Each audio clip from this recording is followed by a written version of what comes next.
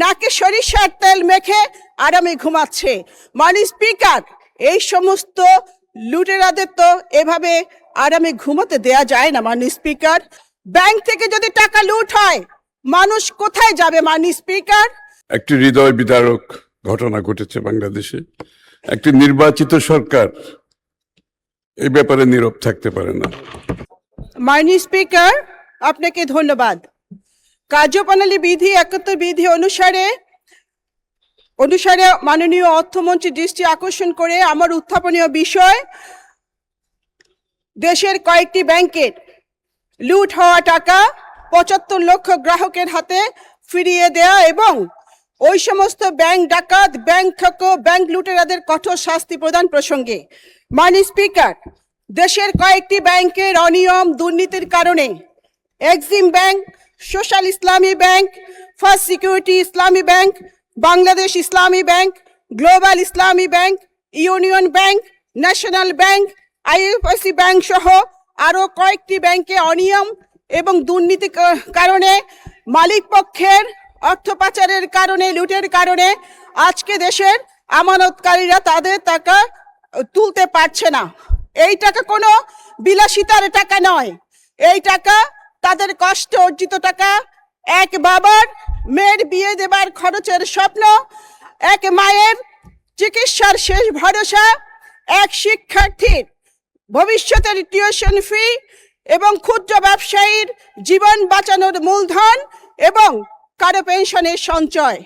তারা অতি কষ্টে অর্জিত এই টাকাগুলো ব্যাংকে রেখেছিল। ব্যাংক মানুষের আস্থার জায়গা।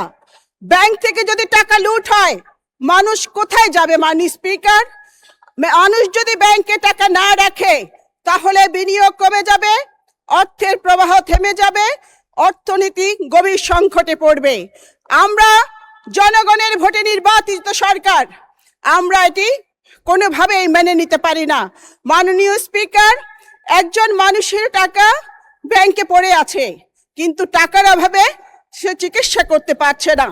সময় মতো টাকা না পাওয়ার কারণে, তার চিকিৎসা হবার না কারণে অনেকেরই জীবন চলে গেছে। মাননীয় স্পিকার, আর অন্যদিকে লুটেরা মালিক পক্ষ বিদেশে পালিয়ে গিয়ে নাকে সরিষার তেল মেখে আরামে ঘুমাচ্ছে। মাননীয় স্পিকার, এই সমস্ত লুটেরাদের তো এভাবে আরামে ঘুমাতে দেয়া যায় না। মাননীয় স্পিকার, এই মানুষগুলো, এই 75 লক্ষ গ্রাহক আজকে সরকারের দিকে তাকিয়ে আছে। তাদের কান্না, তাদের আর্তনাদ, আজকে তারা ন্যায় বিচার পাবার জন্য রাষ্ট্রের কাছে দাবি জানাচ্ছে। মাননীয় স্পিকার, এই সমস্ত ব্যাংক ঠেকো, ব্যাংক লুটেরা, ব্যাংক ডাকাতদের কঠোর শাস্তি প্রদান করে তাদের সমস্ত সম্পত্তি নিলামে বিক্রি করে গ্রাহকের টাকা গ্রাহকের হাতে ফিরিয়ে দিতে হবে। তবে জানতে পারলাম তাদের যে সম্পত্তি রয়েছে তারা তার চেয়ে 10-12 গুণ বেশি তারা টাকা লুট করেছে। এই কারণেই তাদেরকে ধরে এনে ফিরিয়ে এনে এই টাকা তাদের কাছ থেকে আদায় করার দাবি জানাচ্ছি। মাননীয় স্পিকার, একজন মানুষের জীবনে কত টাকার প্রয়োজন? আমরা তো ইচ্ছে করলে বেশি আমরা খেতে পারি না, বদ হজম হয়।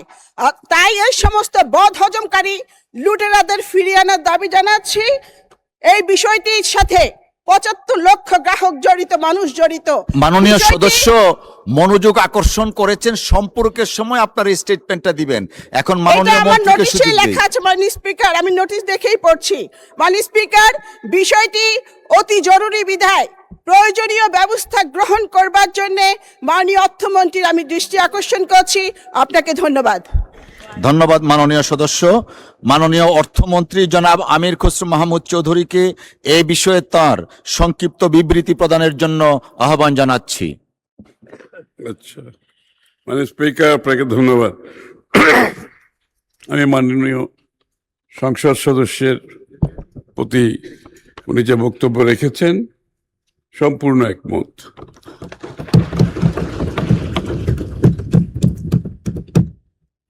এটা একটি হৃদয় বিদারক ঘটনা ঘটেছে বাংলাদেশে।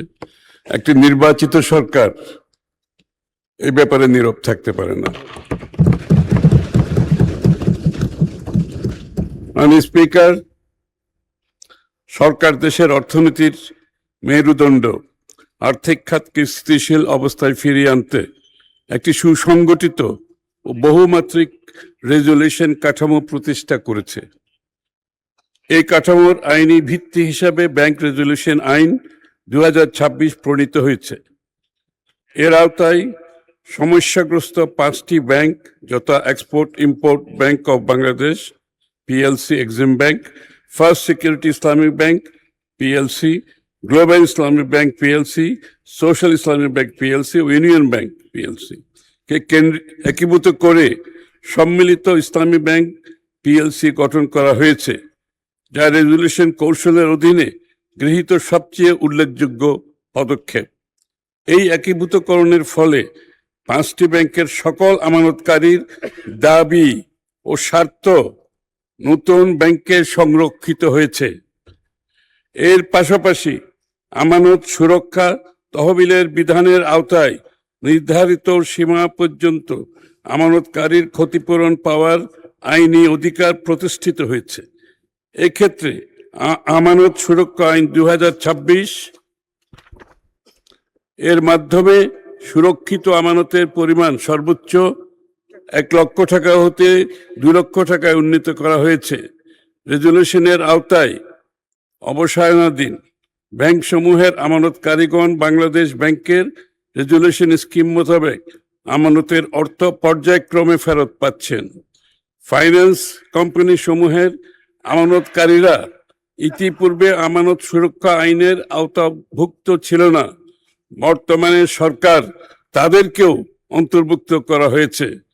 এই সকল পদক্ষেপের মাধ্যমে গ্রাহকদের আমানত প্রাপ্তি নিশ্চিত করা হয়েছে। পাশাপাশি এই 5টি ব্যাংকের বিনিয়োগ অনিয়ম সমূহে দায়ী ব্যক্তিদের শনাক্ত করতে বিশেষ ফরেনজিক অডিট চলমান রয়েছে, যার প্রতিবেদনের ভিত্তিতে পরবর্তীতে সম্পদ পুনরুদ্ধারের ব্যবস্থা গ্রহণ করা হবে, পুনরুদ্ধার নিশ্চিত করা হবে। মাননীয় স্পিকার, উল্লেখ্য, ব্যাংক রেজুলেশন আইন 2026-এর 57 ধারায় রেজুলেশনের আওতাধীন ব্যাংকের পাওনা আদায়ের জন্য বাংলাদেশ ব্যাংককে দায়ী ব্যক্তি কর্তৃক ব্যাংকের সম্পদ অথবা তহবিল হইতে অর্জিত সকল আয়, সম্পত্তি, অধিকার এবং সম্পদের নিয়ন্ত্রণ গ্রহণ এর ক্ষমতা দেওয়া হয়েছে। এই আইনের প্রয়োগের মাধ্যমে দায়ী ব্যক্তিদের সম্পত্তির নিয়ন্ত্রণ গ্রহণ করত বিক্রয়, নিলামের মাধ্যমে গ্রাহকের টাকা পুনরুদ্ধার করা সম্ভব হবে বলে আমরা আশা করি। এছাড়া ফৌজদারি, ক্রিমিনাল মামলার পাশাপাশি দেওয়ানি, সিভিল পদ্ধতি গ্রহণের মাধ্যমে ব্যাংকিং সেক্টরে অনিয়ম ও দুর্নীতির কারণে সৃষ্ট খেলাপি ঋণের টাকা অবৈধভাবে বিদেশে পাচারকৃত অর্থ ফিরিয়ে আনার উদ্যোগ গ্রহণ করা হয়েছে। এই পদ্ধতিতে খেলাপি ঋণের টাকা অবৈধভাবে বিদেশে পাচারের কারণে ক্ষতিগ্রস্ত প্রায় 30টি ব্যাংক তাদের ঋণের অর্থ উদ্ধারের জন্য নন ডিসক্লোজার এগ্রিমেন্ট স্বাক্ষরপূর্বক 9টি আন্তর্জাতিক আইনি প্রতিষ্ঠানকে নো উইন নো ফি শর্তে নিয়োগ প্রক্রিয়া শুরু করেছে। অগ্রাধিকারপ্রাপ্ত 11টি কেসের মধ্যে প্রথম পর্যায়ে 6টি কেস সাইফুজ্জামান চৌধুরী, এস আলম, বেক্সিমকো, শিকদার, নাসা ও ওরিয়েন্ট গ্রুপ নিয়ে দেওয়ানি কার্যক্রম শুরু হয়েছে। ব্যাংক কর্তৃক অর্থ পুনরুদ্ধারের এই কার্যক্রম আরও সম্প্রসারিত করার পরিকল্পনা গ্রহণ করা হয়েছে। বিগত সরকারের আমলে বিপুল অঙ্কের অর্থ বিভিন্ন দেশে পাচার করা হয়েছে। এই অর্থ পুনরুদ্ধারে সরকার সম্ভাব্য সকল পদক্ষেপ গ্রহণ করেছে। এটা সংক্ষেপ মাননীয় স্পিকার নিচে দেওয়া আছে, এটা দীর্ঘ। আমি যেহেতু এই বিষয়গুলো আমি সংসদে বিগত দিনে বেশ কয়েকবার উত্থাপন করেছি, বিধায় পঠিত বলিও গণ্য করার জন্য অনুরোধ করছি। জি, ধন্যবাদ মাননীয় মন্ত্রী। Well done honourable finance minister.